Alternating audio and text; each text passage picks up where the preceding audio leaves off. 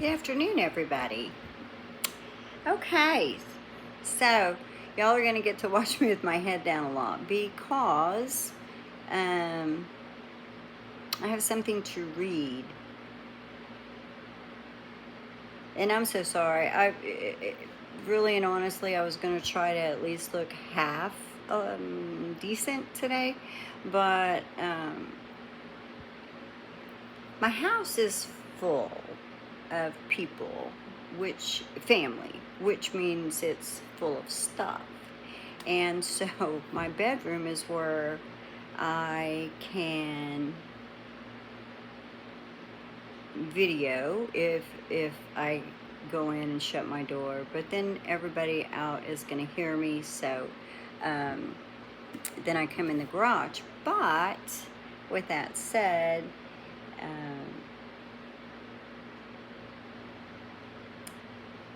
I'm a smoker. I come in the garage to have a cigarette. I have set up my room for sewing, and I thought I would take this time to do what I wanted to do yesterday, but I ran out of time for that.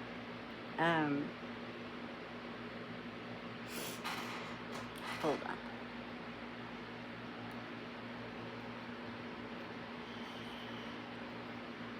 Okay, so as usual, let me just give a shout out, please. Anybody who is not subscribed to Crack in the Box or the Crap Goth, please go check out their YouTube channels, and if you like them, please subscribe and share the word.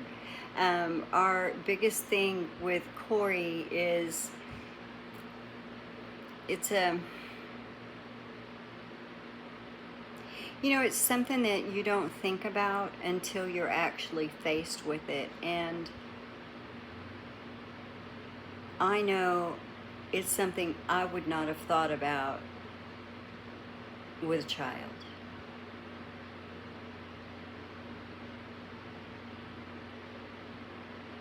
I'm not going to go into, it's a very it's a very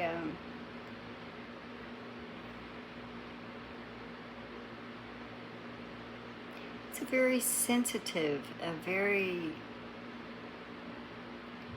hard subject to talk about, because nobody wants to think of ever being in this situation. However, Corey lived to be 11. He set sail and then on the 9th of July, and he was 11. In August, he would have turned 12. In order for him to live to be 12, Corey actually underwent 2 heart transplants. And one of the things that he was extremely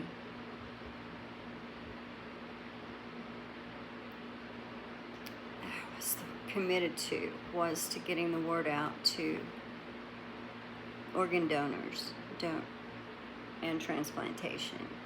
So his message is on both channels. And it's not all full of that. No, he shares his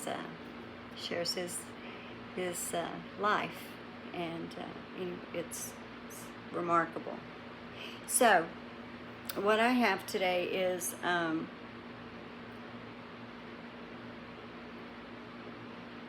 Courtney Proctor, the sister of Michael Proctor. Now, for those of you that watched the Karen Reed trial, if you remember, Michael Proctor made some strange testimony. He gave a strange testimony regarding he and his sister. It's like they message or talk on the phone every single day, all day long. So I'm not saying people shouldn't be close to their siblings, but that, to me, for a grown person, is just rather obsessive. So, I wanted to share this letter with you because it appears that people don't quite get why he was suspended. And people feel that, and by people, the family and the supporters of Proctor feel that, he's being treated so unfairly because, after all, everybody has a right to voice their feelings in their own personal text messages. So they're not quite understanding. Yeah, you can voice your feelings and your frustration and everything else in daily life, however you want to do it.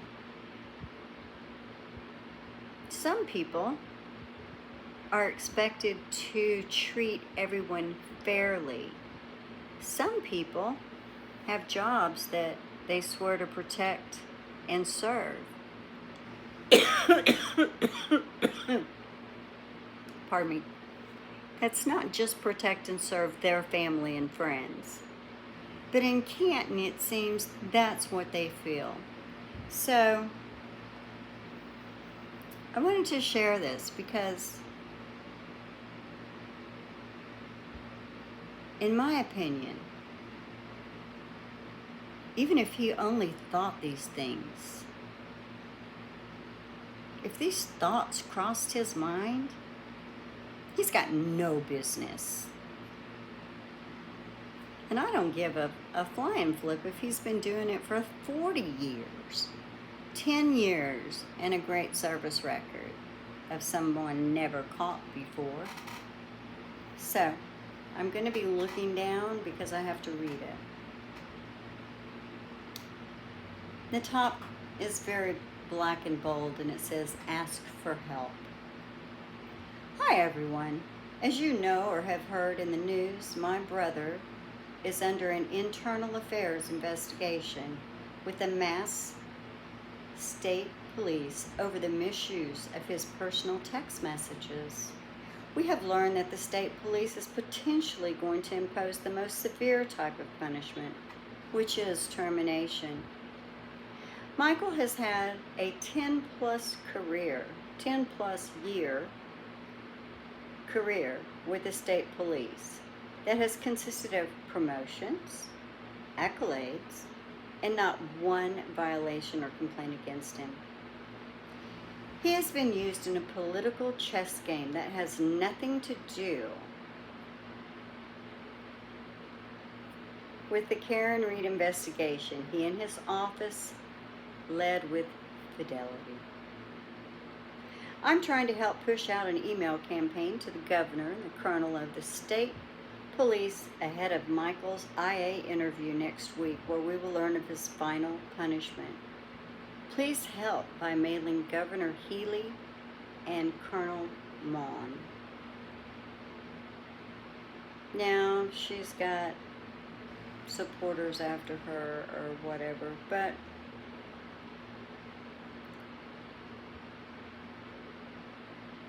and I'm taking this portion from Turtle Boy's post here because my mind just, it's tired and my wording might not be right.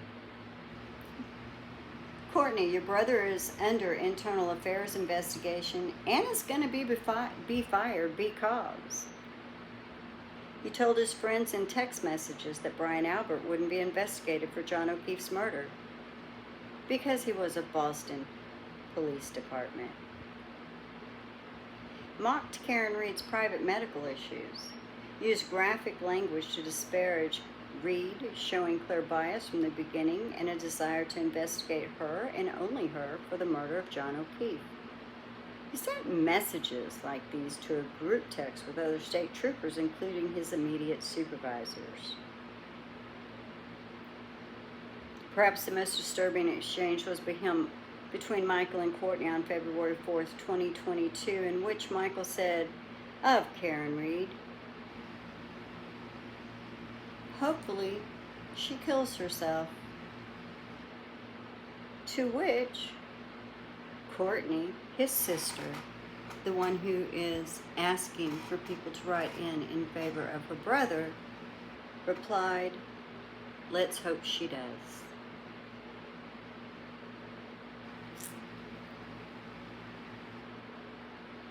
So basically, Courtney Proctor was urging an innocent woman to self-harm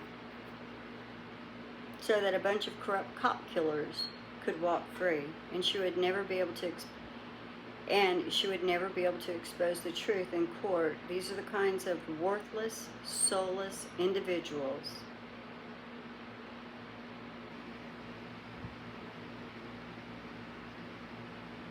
and those people don't belong on any police force. You see, you have to love one another. You have to see good in the world and want to make it better by doing the right thing. That's my opinion. So,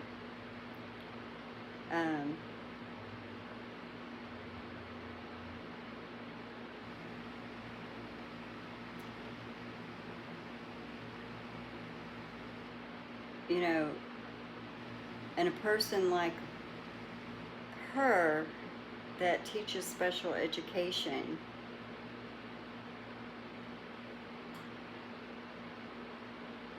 I'm not quite following how you chose that for a career, because caring and compassion would need to be part of that, a huge part of that.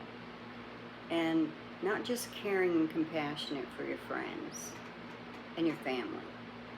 It's for everyone. For those less fortunate, for those that struggle every single day. I don't quite understand how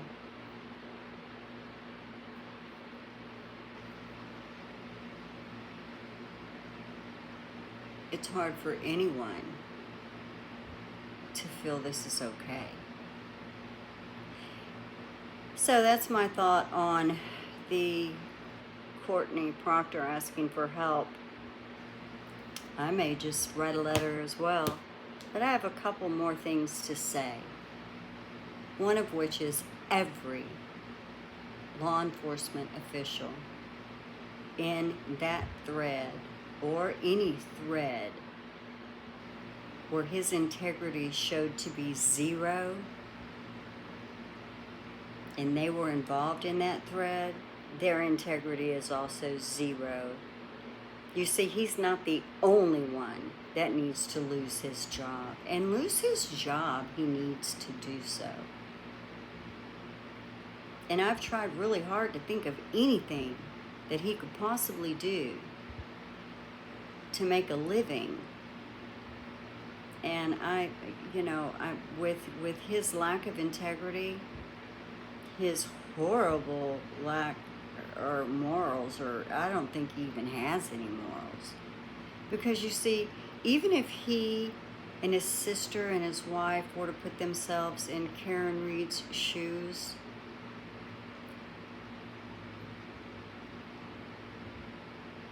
as someone that's actually going through it and a family that needs to stand behind them, they wouldn't be able to do it, because they obviously are not comprehending what the rest of us understand to be just a good human. Just be a good human. How hard is it to be a good human? And while I'm on good human, let me say I wish that the jurors felt comfortable enough to come forward, because if in fact you did find Karen Reed not guilty on 2 counts, and I mean no disrespect, I don't know how you didn't find her not guilty on all 3, but respecting whatever your thought process is on that, then if the Commonwealth wants to recharge her for the one offense that was not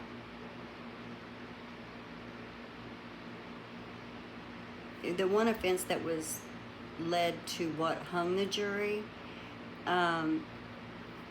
first of all, I think they would be crazy to try that. And second of all, I think with the focus simply on that one charge, her defense team would just wipe the floor with them. It'd be very precise, very thorough, no stones unturned. But to retry her when the jury is coming out saying, no, because we determined on those two charges she was not guilty. Might I ask you, Lowley, or even your buddy friend Judge Bev, and I did not watch this trial, but because of the outcome, yes, I did go and watch a portion of this trial, and that's the Baldwin trial. I'm working on a video and I'm going to put it out. But for those of you that are in doubt of what a good judge is, that takes law seriously, and that of a good DA who walked out the moment she realized that the other DA was in fact hiding evidence. The DA that walked out and the judge that donned on her gloves and got right in the middle of that evidence and then had to dismiss the case with prejudice because it was the only thing left legally that would solve that issue. So, please, those of you in Canton that think Judge Bev does a good job, go check out the other judge, the one that was on the Baldwin trial. All you have to do is go to the last day, back it up to where she starts getting in the middle of the investigation with putting her gloves on, stepping off the bench, and continuing that trial. That's a judge. If only we could get her to sit on the Karen Reed trial. Another judge that is absolutely excellent is Judge A, the one who presided over Johnny Depp's case. Absolutely brilliant. This woman runs a courtroom. She knows the law. She would never do the things that I saw Judge Bev do, or Auntie Bev, or whoever. And then I had another one. Oh.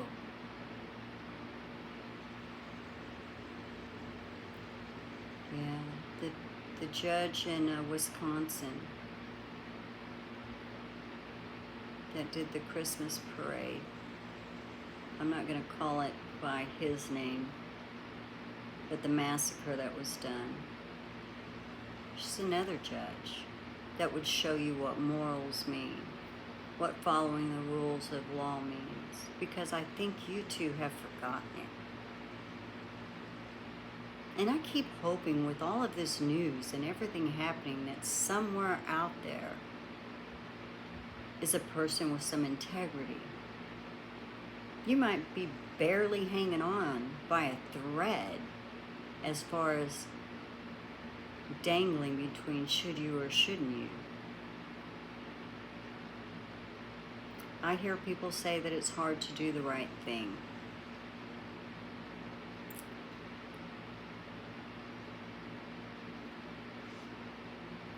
I always try to do the right thing.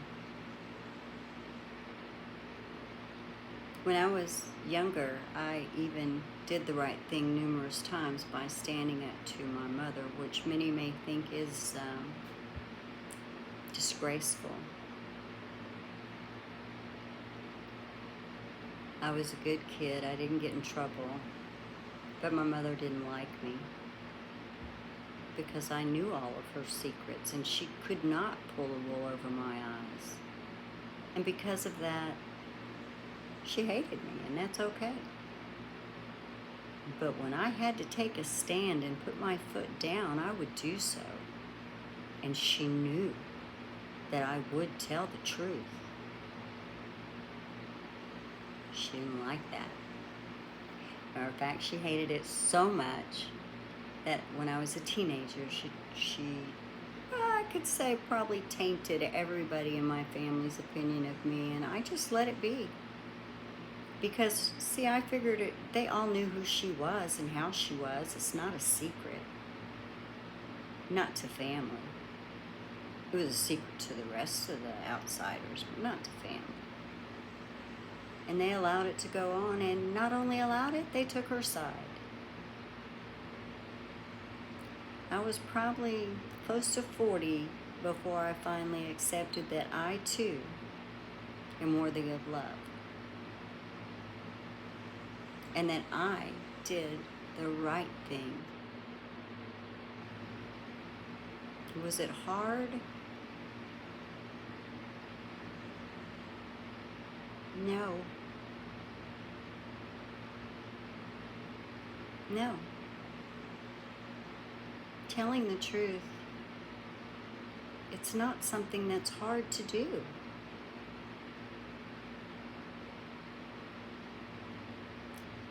Somebody out there has to have a heart, they have to have integrity, that knows the answers to what happened to Officer John O'Keefe, that knows that this is an actual witch hunt, that they're not going to stop until somebody tells them they have to stop.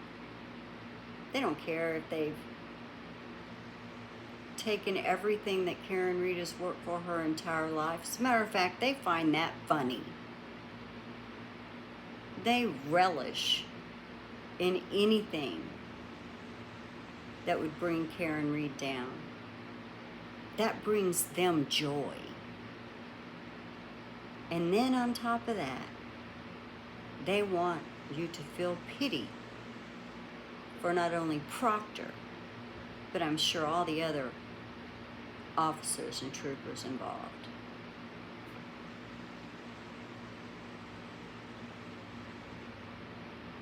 Definitely people I would not want on my friends list. No. See, I'm with the other people. I'm with Rita. I'm with Rita. Because I'm just the common folk. And as just the common folk, as I said, ever since I was a teenager, I really and honestly try to do the right thing.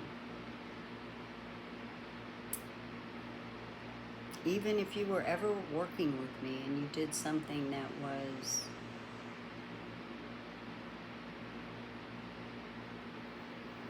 I'm not going to say illegal, but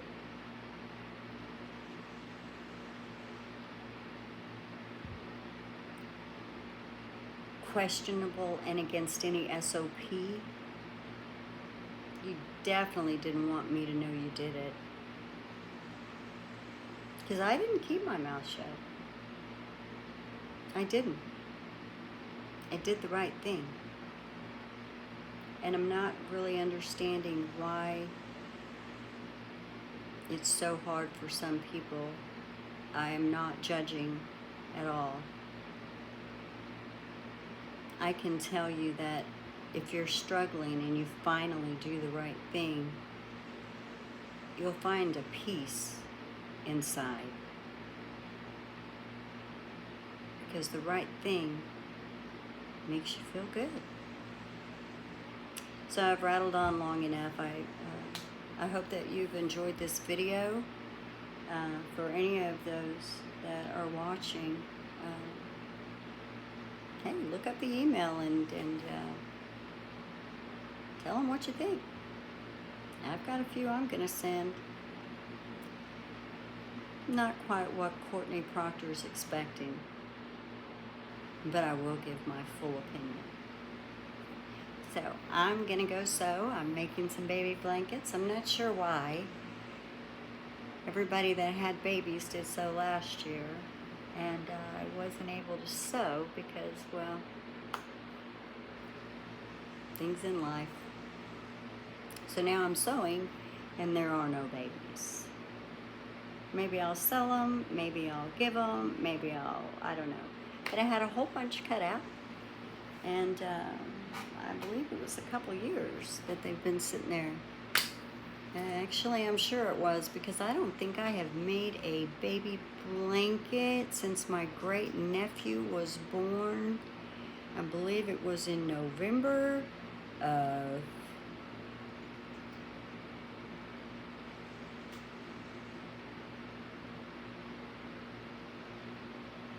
was it 2020, 2021,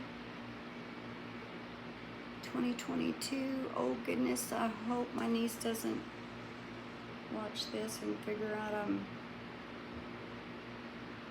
getting old. But I did make him some adorable blankets.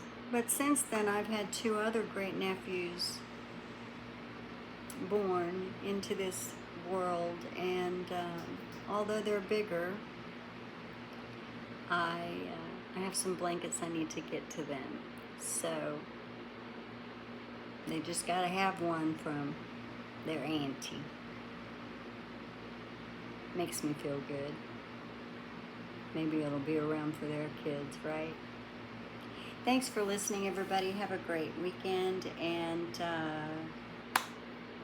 eventually I'll be back with, hopefully, a video with some clips, but I have to sit down and work on that a little more. So, everybody have a great day. Do what makes you happy, and stay true to yourself. That's number one. Stay true to yourself. Have faith, and it'll all be okay.